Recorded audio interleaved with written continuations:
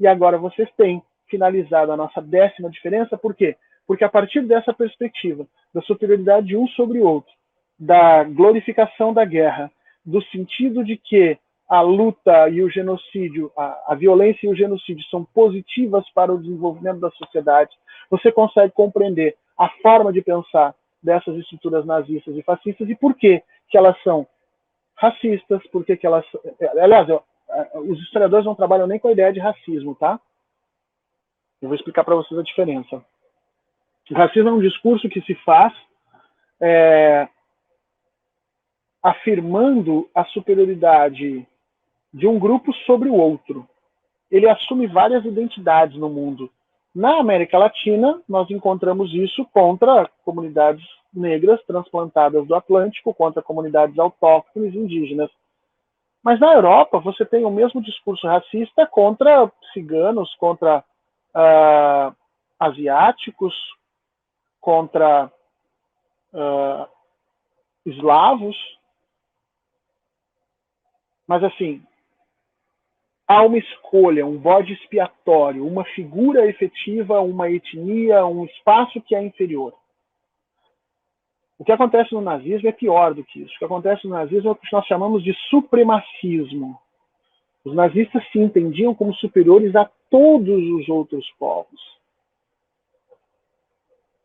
O racismo europeu é um racismo de brancos contra negros, mas entre eles, ingleses, franceses, há rusgas diretamente ligadas à formação de suas histórias dos Estados nacionais, mas não há um entendimento de supremacia de um sobre o outro. Já no pensamento ariano, nesse momento, no pensamento nazista, nesse momento, há um sentimento de supremacia direto. Os nazistas entendiam que eles, os arianos, eram o topo do desenvolvimento da humanidade. Em segundo lugar, vinham os nórdicos, por quem eles tinham um respeito muito grande, porque entendiam que aquelas mitologias nórdicas, aquelas figuras brancas e tal, alvas, teriam sido, vamos dizer, em algum momento ancestrais da perfeição germânica, e depois vinha todo o resto.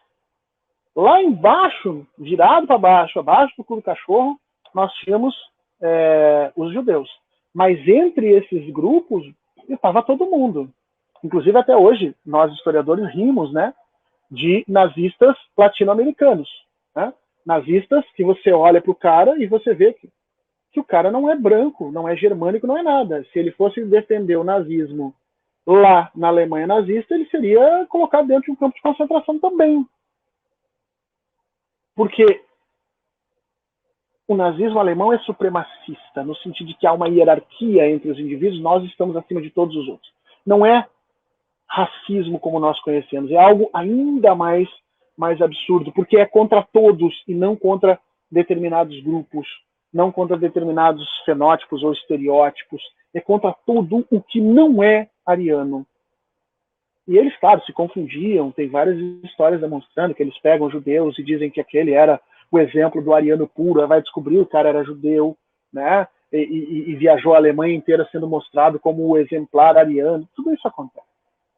Mas é muito diferente, porque consolida políticas públicas, consolida noções de sociedade, consolida política externa, consolida situações de leis internas muito diferentes.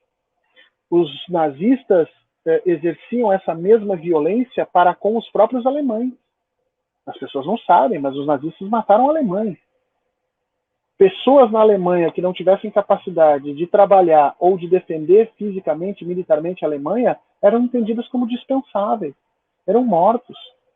Crianças de nascimento alemão que tinham problemas de desenvolvimento cognitivo, problemas efetivamente dentro de seus corpos, que eram cegos, que eram surdos, ou que tinham problemas efetivos de locomoção, problemas nos seus membros, eram mortos. Os nazistas diziam que a sociedade nazista não podia se dar ao luxo de sustentar pessoas inúteis. E aí vem a nossa última diferença. O nazismo entende a sociedade como um todo orgânico. A sociedade, para o nazismo, é como um corpo. Cada área da sociedade tem a sua função. E cada área da sociedade só tem sentido se trabalhar em conjunto. Portanto, todos têm que trabalhar. Todos têm que trabalhar pelo bem do coletivo. esse coletivo, infelizmente, ele vai ser composto por diferenças, né? Quem nasceu para ser estômago nunca vai ser cérebro. Quem nasceu para ser olho nunca vai ser. Não, não vou falar isso, senhor. Não vou falar. Prometo que não vou falar cu. Falei. Então, o todo orgânico, cada espaço tem a sua função. Isso significa que mudança social não existe. Não existe o estômago querer fazer função de cérebro. Não funciona assim. Para o nazista, cada espaço social tem a sua função e não pode abusar da sua função e tem que realizar exatamente a sua função, porque é assim que o todo se desenvolve. Não existe transformação social nesse sentido. O comunismo vive das transformações sociais, vive dessa modificação.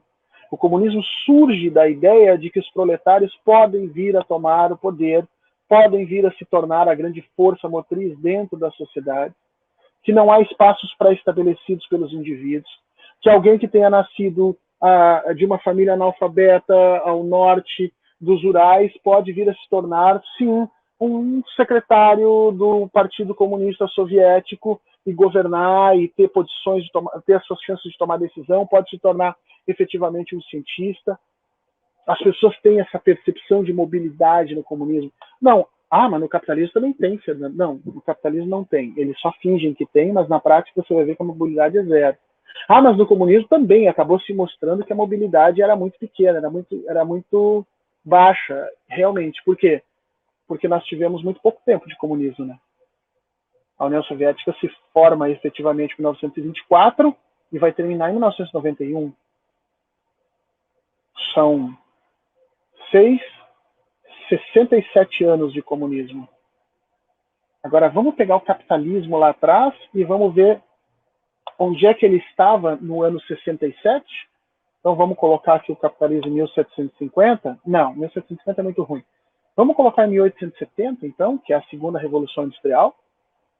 De 1870, bota 67 anos, nós estaremos em 1930.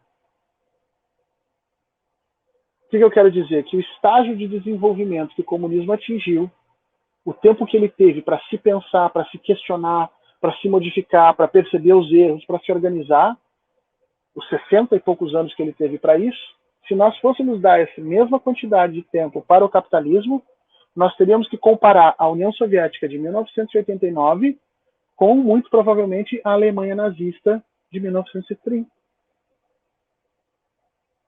E não com os Estados Unidos do século XXI. Porque os Estados Unidos do século XXI tiveram quase mais 100 anos de discussão, de aprimoramento, de verificação dos problemas. Tempo que não foi dado a essa experiência soviética. Então a gente tem que tomar um pouquinho de cuidado quando a gente faz essas comparações, porque no fundo não dá para fazer esse jogo de números. Né?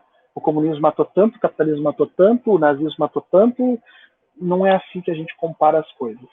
E essencialmente, por favor, a próxima pessoa que disser que comunismo e nazismo são a mesma coisa, nem conversa. Dá meia volta e vai embora. E eu acho que o argumento final é exatamente esse. Quem viveu os dois criminaliza apenas um. Nós aqui, que não vivemos, é que achamos que temos o direito de ficar ensinando os outros como é que eles devem lidar com a sua história. Os países que efetivamente experimentaram os dois sistemas, o nazismo e o comunismo, criminalizam o nazismo. E eu acho que a gente tem que levar em conta um pouco a experiência das pessoas.